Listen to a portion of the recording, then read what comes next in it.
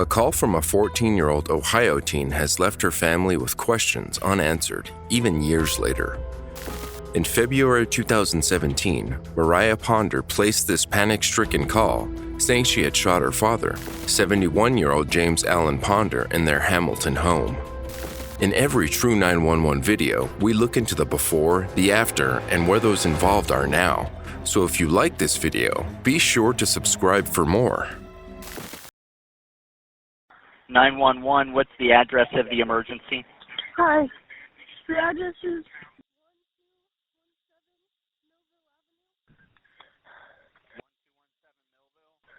Yes, Hamilton, Ohio. Okay, what's going on there? Can somebody come? Okay, I need to know what's going on. I'm sorry. What's going on at 1217 Millville? Can somebody come and put me in handcuffs? Why? I just shot my dad. What? I just shot my dad. Please. You just did what to your dad? I just shot him. You just shot your dad? Yes, please. Okay. Where's your dad? He's in the bedroom. Please. I don't want to see survive. I don't want to. Please. Please. Okay, what's your name? Okay. And it's right? Yes, and my mom's at work. Your mom's at work? Just kill me. Okay. And your dad is in the bedroom? Yes, I know. I'm sorry. I'm so sorry. Where did you shoot your dad? In the head? Where's the gun? It's in the bedroom. It's in the bedroom? Not You don't the have same it? bedroom. No, I don't have it. It's in the same bedroom? What? It's in a different bedroom. Which bedroom is it in? It's in the bedroom across from his, where we keep the guns. Please,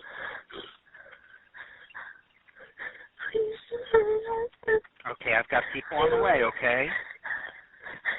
You You do not have the gun, right? No, I don't. Okay, where are you? I'm outside by the truck. Outside by the truck? What happened? I don't know. You don't know what happened? You just shot him? What? I don't know. I don't know. In the early hours of February 23, 2017, Mariah Ponder woke up, walked across the hall to her father's bedroom, and shot him while he was asleep in his bed.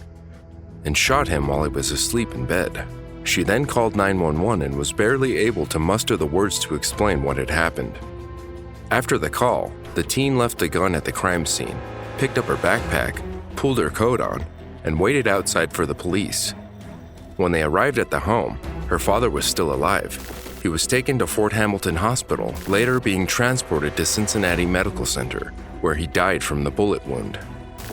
In a later search of the house on Millville Avenue, police found a 9mm handgun and a Cobra .380 semi-automatic pistol, along with a blood-soaked pillow, a book bag, an iPhone, 4 computers, and 1 notebook. None of these have divulged any reasoning as to why the teen carried out the shooting. The rest of the Ponder family, the teen's mother and 5 siblings, were not at home when the father was shot. However, the family paid the $300,000 bond to release Mariah from custody, much to her sister, Angel Phipps's disdain. Phipps said, "It's not like she will be monitored every day or she's not going to see friends. She is still my sister, I love her dearly, but she still killed my father, and I don't think that we should have to live in this prison, and she gets to go home," adding that the release was a step in the wrong direction. The girl's brother, James Ponder Jr., visited his sister in jail, but they couldn't speak about the murder. He's maintained that there was no abuse in the household, and Mariah and her father had a normal relationship. Those close to the family have agreed with the notion that James was not abusive, he was a good father to all of his children.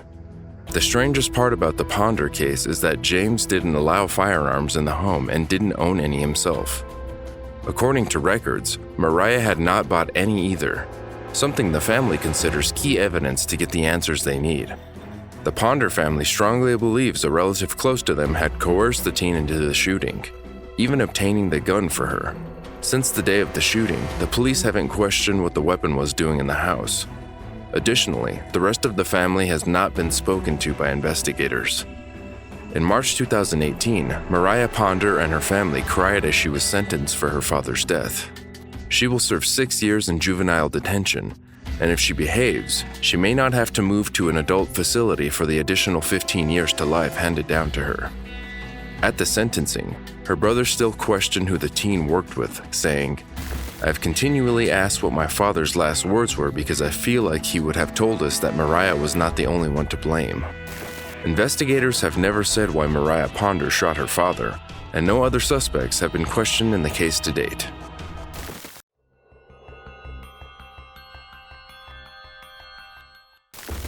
Two young boys were in bed on a warm, overcast evening in April 2018, at home with their babysitter, when a loud pop went off in the bedroom. 13-year-old Elijah Lishing had shot his 11-year-old brother, Caleb, in the back. Their babysitter, Linda Hartman, called 911. 911, where's the emergency? What is the address here again? Something terrible has happened. I'm babysitting 2 kids. What's the address? 995 Alden Drive. 995 what? Alden Drive. Oh my God, I think he is not even alive. Okay, Meldon Drive? No, Alden Drive in Streetsboro. Alden? 995? Alden Drive in Streetsboro. What's going on there? I don't know. He's bleeding. Who's bleeding? There's blood everywhere. The little boy that I'm watching, he's 11. Units 995 Alden Drive, 995 Alden. I have a female on the line stating there's blood everywhere. She doesn't think the child is alive. Blood coming out of his throat. Please hurry. Are there any weapons around? I don't know. Okay, can you check for me?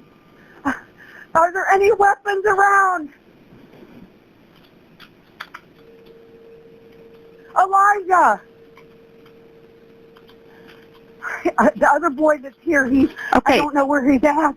Okay, how old is the... He's 11. Please hurry. He's 11? Yes. Okay.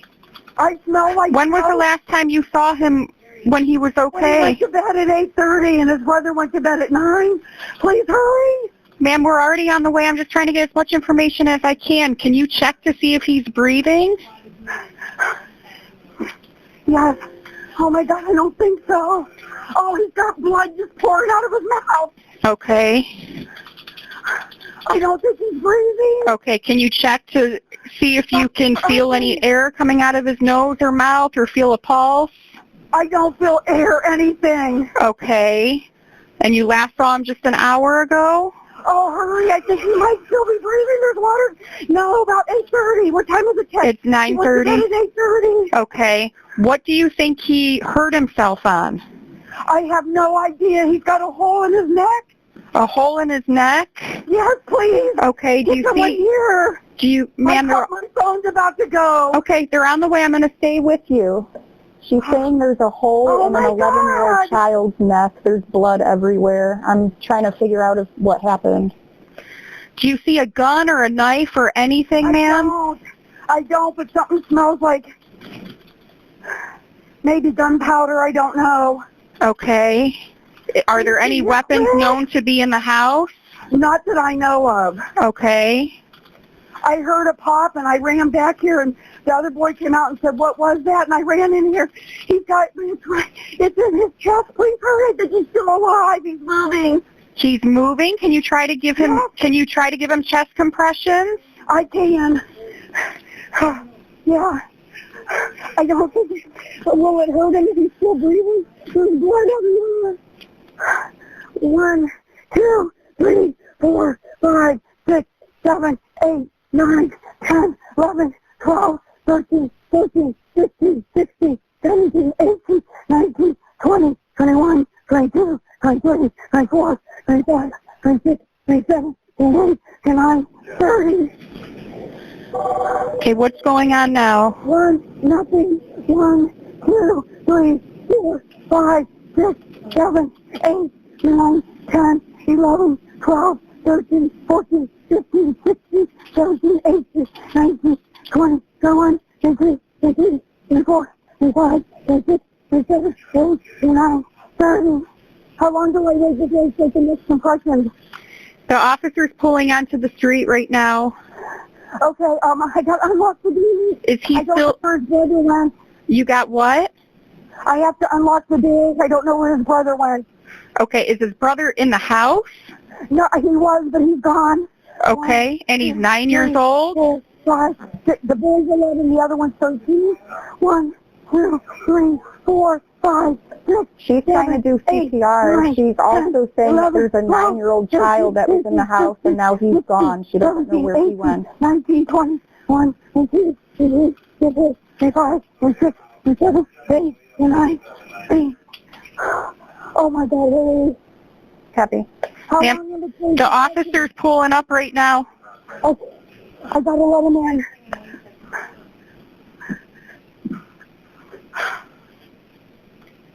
Are the doors unlocked so they can get in? Come in here this way, please. He's 11 years old. I don't know where his brother went. I heard a pop, and there's blood in his chest. I was just giving him compressions. Can I get off the phone with you Yeah, now? talk to the officers. I was just...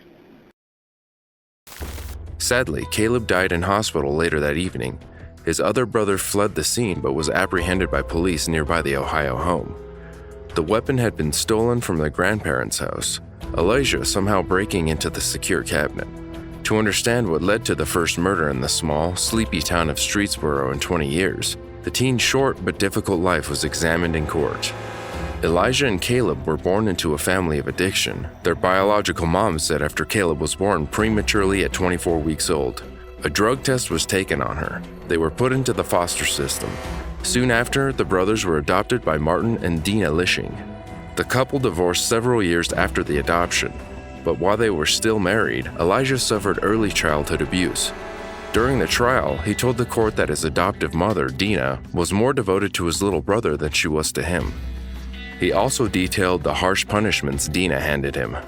Psychologist Dr. Amy Thomas testified about Elijah's complex psychological diagnoses at the sentencing hearing, including reactive attachment disorder, also known as developmental trauma disorder, DTD. The doctor explained that a child with this disorder has disrupted brain development, and if they don't get early and highly specialized intervention, they can suffer long-term and devastating impacts. These children will have difficulty forming healthy attachments, leading to relationship, educational, and legal issues. Additionally, she diagnosed the 13-year-old with post-traumatic stress disorder and conduct disorder, both common diagnoses for children with DTD. Furthermore, Dr. Thomas believes Elijah also suffers from paranoia, and a previous clinician had diagnosed him with schizophrenia. When the teen spoke about the time of the murder, he said, "I was living inside my head, unable to determine the difference between imagination and reality." After his divorce from Dina, Martin Lishing and Jackie Lishing started dating and got married. They were on a belated honeymoon when the murder happened. Prior to this, Jackie Lishing had made multiple attempts to get the teen mental health treatment. In fact, only 4 days earlier, she had called the police because Elijah was unruly. He told police that he was thinking of harming himself, and they took him to a local behavioral health center. This was also not the first time the teen had the police called on him. In 2017, he was charged with indecent exposure on the school bus. He had also had 2 suicide attempts. The 13-year-old was a convicted murderer facing a lifetime of struggles. He was sentenced to juvenile detention until he turns 21, and at that time, his case will be re-evaluated with the potential for adult detention time. According to the Record Courier, Judge Robert Berger said that despite the abuse the boy suffered as a child, it did not excuse shooting and killing his brother. His stepmother is now using the tragic event to shine a light on mental health, hoping that she can save another family from the heartbreak they have suffered. Jackie believes that if Elijah had been diagnosed and supported by the system earlier, there's a chance he wouldn't be in prison and Caleb would still be alive. Martin and Jackie are still married and have beautiful grandchildren. There are no recent updates on Elijah.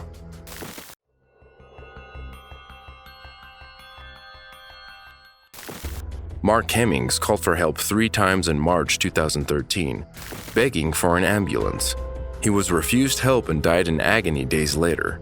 The 999 call handler has come under fire for telling him to call back if he falls unconscious. Hi, doctor. Could I have an ambulance, please? Doctor, number 8 Broadway called me. My stomach's in agony, doc. I've got lumps in my stomach. Yeah, I'm in agony, doc, yeah. Okay, have you got any other symptoms? No, doc. Just sweating a lot. Weak. Feeling weak. You feeling what? Weak.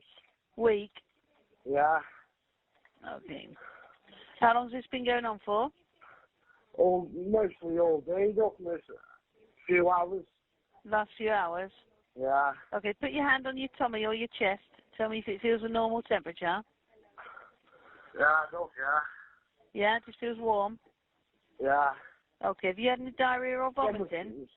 Stomach's in agony, doc. Okay, have you had any diarrhea or vomiting? Yeah, I've been sick a few times, doc, yeah. You had any diarrhea? No, doc, no. You brought up any blood? No, doc. Okay. Gallstones in my stomach, doc. You have?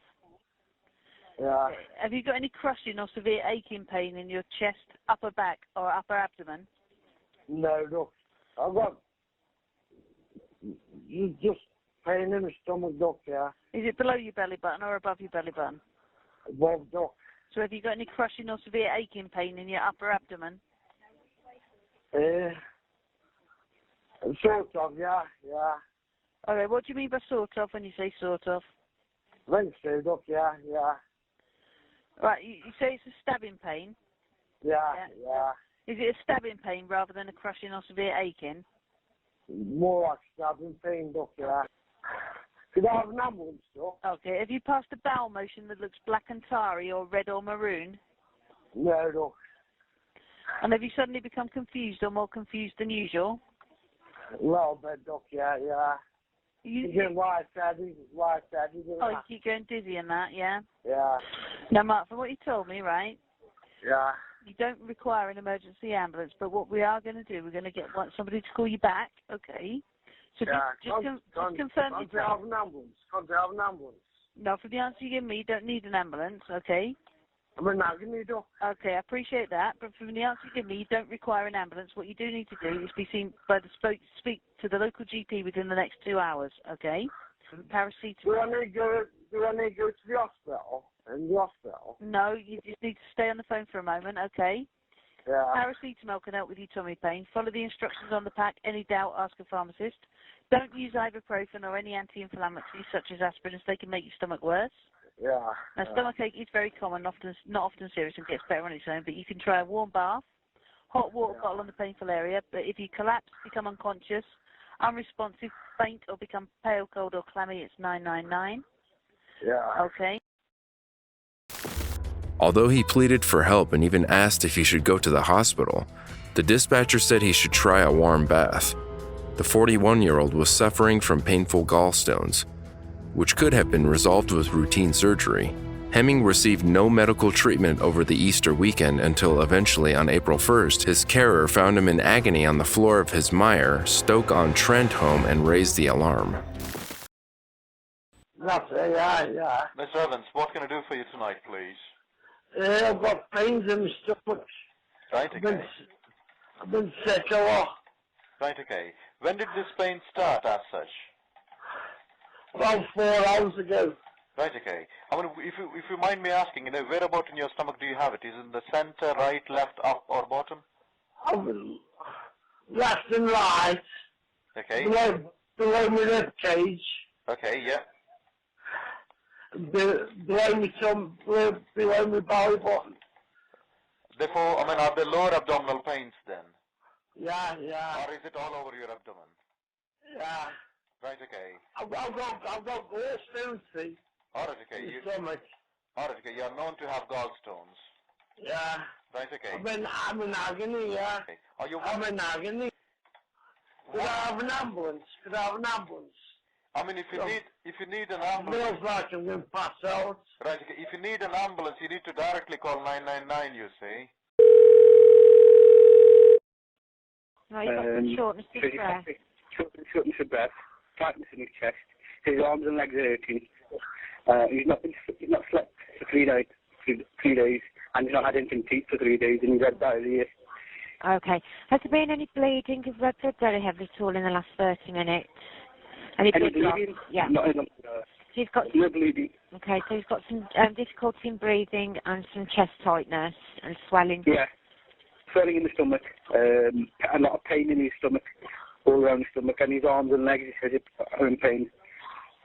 Okay. Do you want to speak to him? If it's possible. Yeah, I'll pass him over. Okay. Hello? Hello, is this the patient? I said, Doc, yeah. I'm on some brown, Doc.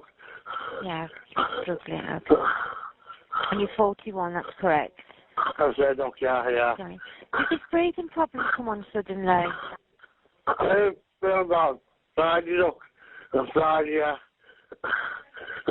Have you got any pains in your chest or your upper back at the moment? A little bit, Doc, yeah. Yeah. Right, do you want to put the other person back on the line for me? Okay, Doc, yeah. Okay. Hello? Hello. Right, so he's got some pain to the chest as well at the moment. Yes, he's got pain in his chest. Okay, what was his name? Mark Evans, was it, or Hemmings? Mark Hemmings, sorry, Hemmings. Hemmings. Yeah. Okay, and what's your name, please? My name's Yasser Mohammed. I'm Mark's tenancy support worker. He lives in supported accommodation. He suffers from anxiety and depression. Okay. This time, the ambulance took him to the University Hospital of North Staffordshire, where he was diagnosed with pancreatitis. Unfortunately, it was too late. Minutes after his arrival, he died. Hemmings' post-mortem revealed his gallstones had blocked his pancreatic duct and triggered a fatal heart attack. An inquest into the man's death showed he could not drive and spent his final 2 days in excruciating pain as his organs slowly failed. During the hearing, a specialist from the University Hospital of North Staffordshire said that if Hemmings had been taken to the hospital sooner, he would probably have survived.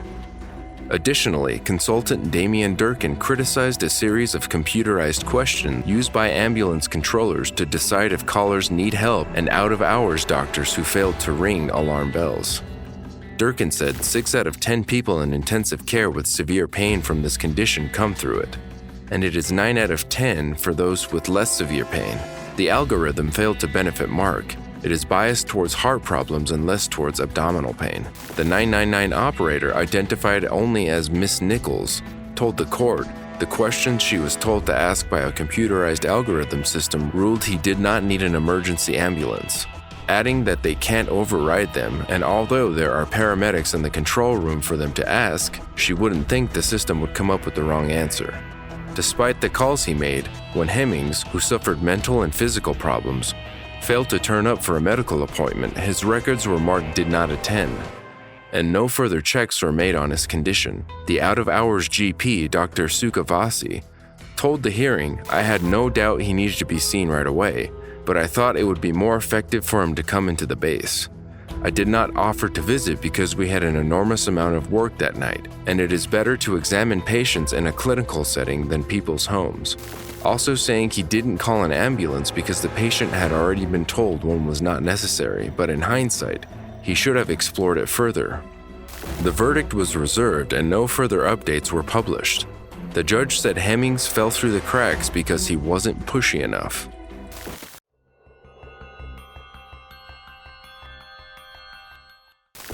Now deemed the Pike County shootings, a massacre left 8 members of the Roden family dead and shook an Ohio community to the core. 2 911 calls marked the beginning of a long, complex case that is still ongoing 5 years later.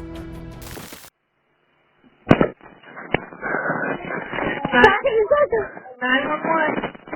Yes, I need up at the 40. Let's go. Hold on. I need you to tell me the address. What's the address? Give me just a second. We walked to the mailbox. I think my brother-in-law's dead. Okay, what's the address? Give me just a second. 4077 Unionville Road. 4077. 4077. Okay, 4077 Union Hill, correct? Yes, 4077 Union Hill Road. Ma'am, you gotta tell me what's going on.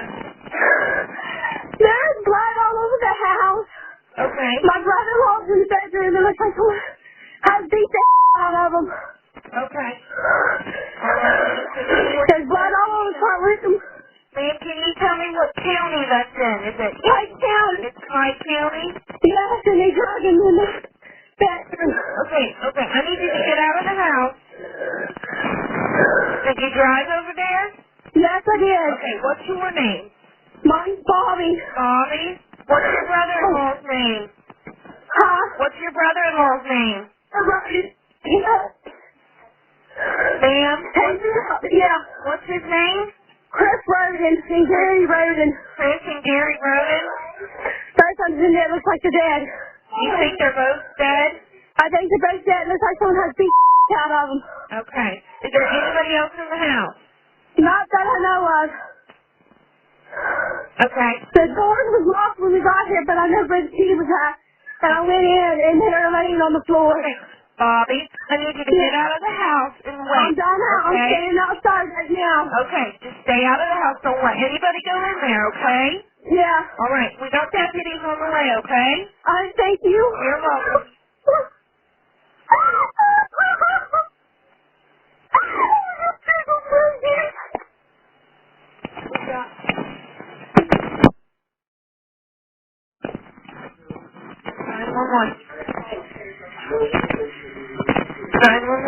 There's Pike County, sir. Go ahead.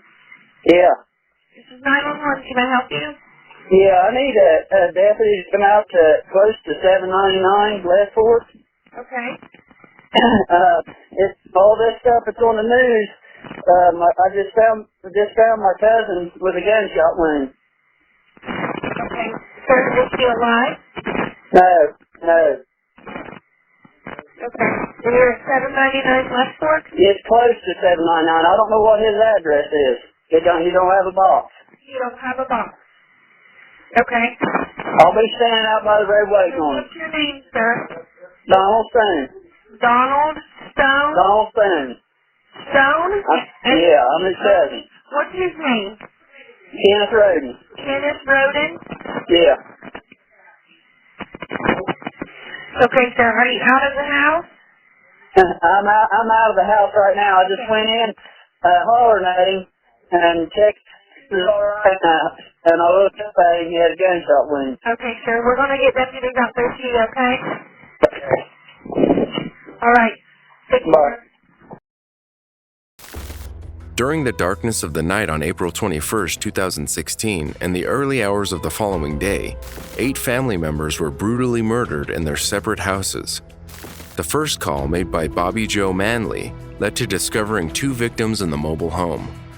Minutes later, 2 more bodies were found in the second trailer on the same property, followed by 3 more victims in a house just up the road. Several hours later, the 8th family member was found dead in his camper a few miles away. All 8 family members belonged to the Roden family, 6 of whom were shot while asleep in their beds. 3 children were found alive and unharmed at 2 different scenes, including a 5-day-old baby. The victims found in the Union Hill Road trailer were 40-year-old Christopher Roden Sr. and his cousin, 38-year-old Gary Roden. In the second trailer just up the road, investigators found Chris Sr.'s son, 20-year-old Clarence Frankie Roden, and his fiancée, 20-year-old Hannah Gilly. Chris Sr.'s ex-wife, 37-year-old Dana Manley Roden, and their 2 children, 19-year-old Hannah Roden and 16-year-old Christopher Roden Jr. Later that day, 44-year-old Kenneth Roden's body was found in his camper on West Left Fork Road several miles away. His cousin described that moment to WLWT News in an interview 2 weeks after the murder. In April 2017, the Roden family put out a desperate plea for information surrounding the murders. The half-an-hour video is made up of a heartbroken mother and grandmother, barely able to gather her words. Her daughter joined her for the video but also struggled to speak through her tears. For more than 2.5 years, no arrests were made until finally, in November 2018, 4 members of another local family were arrested and charged with 8 counts of aggravated murder.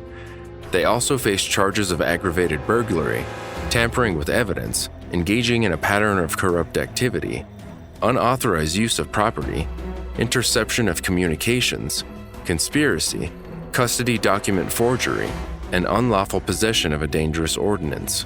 Police arrested George Billy Wagner III, his wife Angela Wagner, and their 2 grown sons, George Wagner IV and Edward Jake Wagner. The family had moved to Alaska after the killings but had returned to the rural Pike area. Billy Wagner's mother was also arrested for knowing about the murders. Frederica Wagner said in a 2019 interview that she was so scared after the murders that she had bought 2 bulletproof vests. Angela Wagner's mother, Rita Newcomb, pleaded guilty to a lesser charge of obstructing official business in connection with the investigation of the April 2016 homicides. In exchange, prosecutors dropped the forgery, obstruction of justice, and perjury charges against her. There was speculation around a possible link to Mexican drug cartels in the early stages of the investigation. A spokesperson for DeWine's office confirmed indoor grow houses in which over 200 cannabis plants were found. Investigators also found chickens and equipment consistent with breeding chickens for cockfighting. At the same time, Dana Roden's father, Leonard Manley, pointed out that the victims would have known their killers since her dogs didn't attack anyone during the shootings. There was also no sign of forced entry. It later turned out that the motive was actually over child custody. Jake Wagner and Hannah Roden had a young child together, and Hannah had just given birth a few days before the killings to a second daughter, who Wagner thought might be his. Prosecutors are also expected to introduce prior acts, including accusations that the Wagners spied on, controlled, isolated, mistreated, and threatened to kill the then wives of both Jake and George IV. They also allege that Billy Wagner trafficked in drugs and that he has killed, plotted, threatened to kill others before. It is believed that Jake Wagner had also threatened to kill Hannah Roden before the murder. He told her he would put her body where it would never be found. Evidence suggests he assaulted, chased, and strangled her in their relationship. 5 years to the day after the bodies of the Roden family were found shot to death, Edward Jake Wagner pled guilty to 8 counts of aggravated murder, felony conspiracy, 4 counts of aggravated burglary, unlawful possession of a dangerous ordinance, multiple counts of tampering with evidence, forgery, unauthorized use of property, interception of wire, oral communications, obstruction of justice, engaging in a pattern of corrupt activity, and unlawful sexual conduct with a minor. Part of the guilty plea agrees that the state of Ohio will not seek the death penalty for him or his father, older brother, and his father's wife. He faces life imprisonment. As part of the deal, he agreed to cooperate with prosecutors and testify against his family members. Meanwhile, who will care for the now 5-year-old Sophia Wagner remains in question. Officials would only say Children's Services were involved in the case and declined to say if Sophia was with family or protective care. Despite 5 years of investigations, the case is still ongoing. So don't forget to subscribe for updates.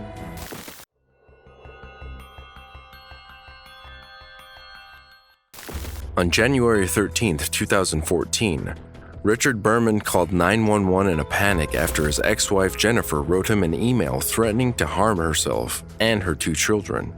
Despite the operator telling the Florida man not to enter the house, he disobeyed the instructions and stumbled on the heartbreaking scene. The 48-year-old mother had shot and killed her 2 children before killing herself. 911, where's your emergency? Answer for calm stress, sir. Give us the address. We're gonna.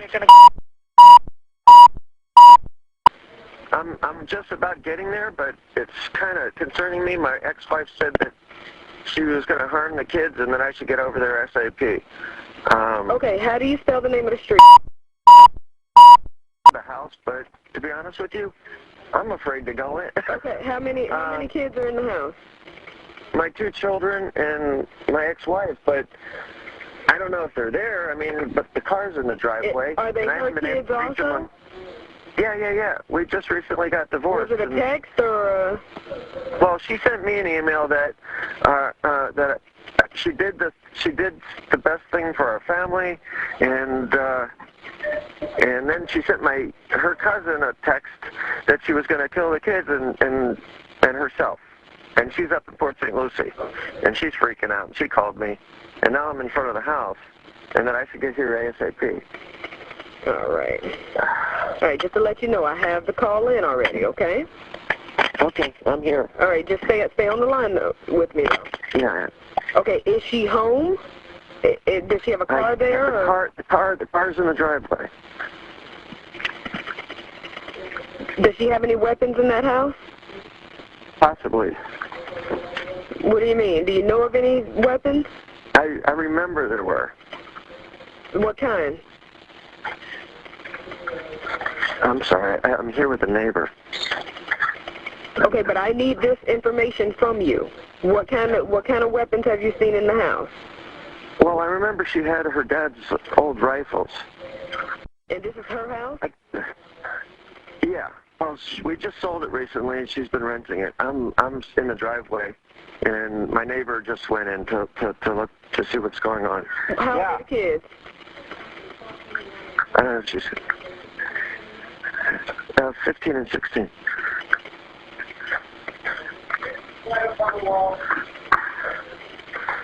There's what? What's going on? Oh, jeez. I'm on with 911. What's going on, sir? It's up to you, Sir, speak to me. What's going on? My neighbor went in and there's blood up on the wall in near her bedroom. Okay. Where are the kids?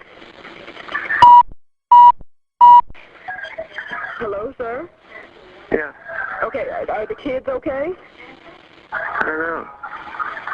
Yeah, somebody get me medics. We have police and paramedics on the way, sir. Our car's there. I'm afraid to go upstairs. You need to stay outside. The officers want you to stay outside, sir.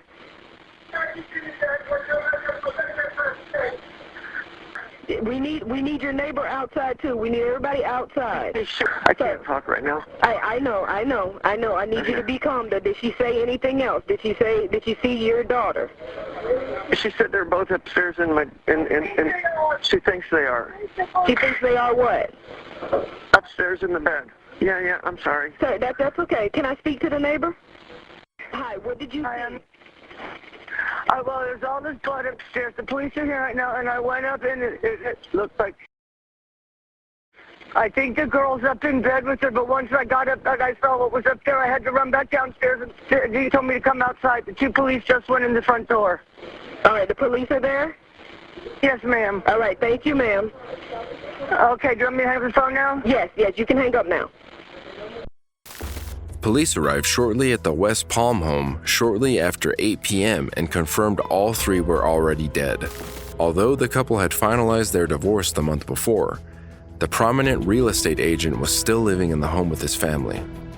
In days after the murder-suicide, reports of financial battles in the family's foreclosed home seemed to be only clues as to what drove the mother to take the lives of her two children, 15-year-old Jacqueline and 16-year-old Alexander, and herself.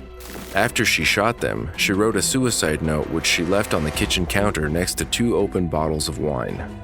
Only a tiny portion of the note has been released. It reads, "I am so sorry to those that are hurting because they loved us." Before the incident, Jennifer Berman reportedly took Richard to court for financial support after she was forced to sell her father's watch to pay for gas and groceries. The woman claimed in court documents that she struggled financially, taking 12-hour overnight shifts as a nurse to make ends meet. Additionally, Jennifer had also petitioned a judge to remove her husband from the home because of emotional abuse the year before. The family had previously lived in another home in the historic and exclusive El Cid neighborhood, which sold for $1.2 million in 2010. The mother of 2 was due to move out with her children the next month. Richard's friend said he should not be painted as a terrible father who didn't care about his children. But the details of the messy divorce made it difficult to do so. Court records from her attorneys claimed the husband has not paid the mortgage on the former marital home during the entire time of the dissolution of the marriage proceeding. He has not contributed to the support of the wife or of the minor children. In fact, he has refused to pay for toilet paper. He buys food and supplies for himself and keeps them where the wife and children cannot access them. The Bermans married in 1992 in Miami. Richard first filed for divorce in 2008, but the couple reconciled until Jennifer filed for divorce in August 2012. The couple shared equal custody of their 2 teenage children who went to the Dreyfus School of Arts. Their friends remembered them as promising musicians, saying Alexander was an accomplished cello player, while his sister Jacqueline was extremely talented at the violin and a straight-A student. Richard is still a real estate agent in Palm Beach, and his social media is dominated by properties he is selling. Years later, he is still left without solid answers as to why his ex-wife killed his children.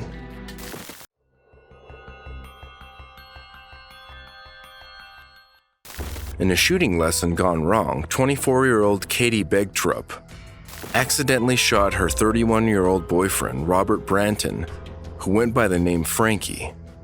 The woman called 911 just after midnight in August 2015, choking through the events of accidentally firing the weapon. 911, where's your emergency? Hey, I just shot my boyfriend on accident. It was a total accident. I need you to come here ASAP. Hold on a second. What's your address?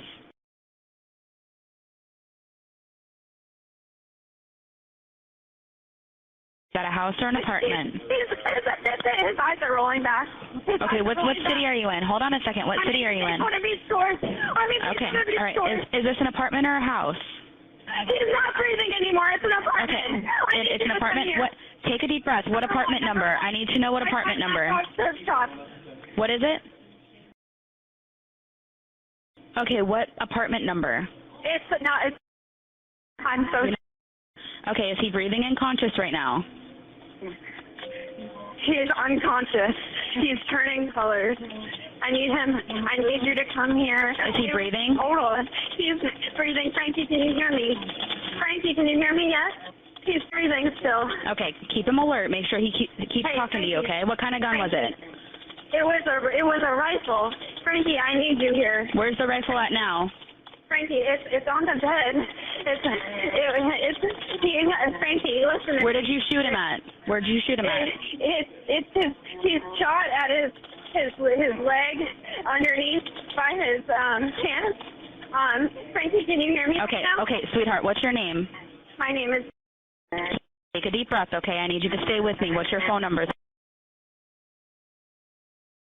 Yes. Okay, make sure you keep him alert. Did you shoot him anywhere else, or is it just on his leg? No, it was just a single shot. I didn't even.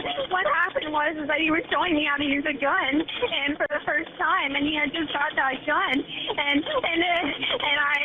he told me, he said, listen, I want you to show me how you would shoot a gun, and I didn't even realize that it was loaded, and I just that's what happened, and I need. Okay, all right. Stay with me. Stay with me, okay? Yeah. Make sure that he's alert. That's the important part, okay? He's alert. All right. Make sure he's still breathing. All right. Let me confirm. Take a deep breath. Let me confirm the address with you. You said. Correct? Yes. And that's by Cardinal Boulevard? What was that? Is that by Cardinal Boulevard? Yeah. Okay. All right. Stay on the phone with me. What's that noise in the background? What's that noise in the background? It's Frankie. Is he snoring? He's mooning. He's moaning? Frankie, can you hear me? Can you hear me, Frankie? How old is Frankie, he? Can you hear me? He is 31. Frankie, can you hear me? Frankie, can you hear me? Frankie, baby. Frankie, baby. I love you. Everything's going to be okay. This is very important. What does that noise sound like to you? Does it sound like snoring? He sounds like he's snoring or moaning. Okay, what I need you to do is get him flat on his back for me, okay? Okay. Is his chest able to rise and fall on its own right now? It's bleeding all over the place. Okay, all right, I understand that. Is his chest rising and falling on its own so he's breathing? Yeah. I need to lay you on your back, Frankie. Come here. Is anyone else there with you? No, I'm by myself. Frankie, I need you to move a little bit, and I'm going to push you back a little bit, and you're going to be laying down, okay? Can I put a pillow on him? Underneath Frankie, his head, sure. Frankie, stay there. Stay there. Stay there, Frankie. Frankie. Can you feel the air coming out of his mouth? Frankie, breathe. Yeah. You can feel the air coming out of his mouth? No, he doesn't have his mouth open right now. Frankie, I need you to push back a little bit. What about his nose? Can you make sure that he's breathing? I need to start CPR if not. This is very important. I don't hear. Yeah, he's breathing out his nose. Okay, the second that he stops, you need to make sure you tell me, and I can walk you through the steps, okay? I can't pick him up. He is a very heavy man. Okay, is he on his back, though? He's on his back, but his head is propped against the wall. Is that okay? Okay, that's fine. The important part is that he's breathing, okay? Stay here with me, Frankie. Stay here with me, Frankie. I love you. Stay here with me, baby. Baby, stay here with me. All right, is the bleeding under control? The bleeding under control? He's all in his blood. Okay, is the bleeding under control? You're what? No, you're here. You're here, baby. You're here. Okay. Talk to me. Is the bleeding under control? Okay, yes, what I need you to do, leave him right now. I need you to go get a clean, dry cloth and wrap it around his leg, okay? I don't even know where he's shot. All right. Well, listen to me. You need to go outside, okay? You need to put your hands in the air with no gun in your hand, okay? Leave him be. Okay, I'm in my bra and underwear. I'm going outside right now. Okay, you need to go outside, though. This is his life in your hands, okay? They need you to go outside with your hands in the air. Okay. All right. I have blood all over me. Hands up. Over here. Right now. He's inside. Read out the 5-1. Stay on the ground. Get down. Go ahead. I got her covered.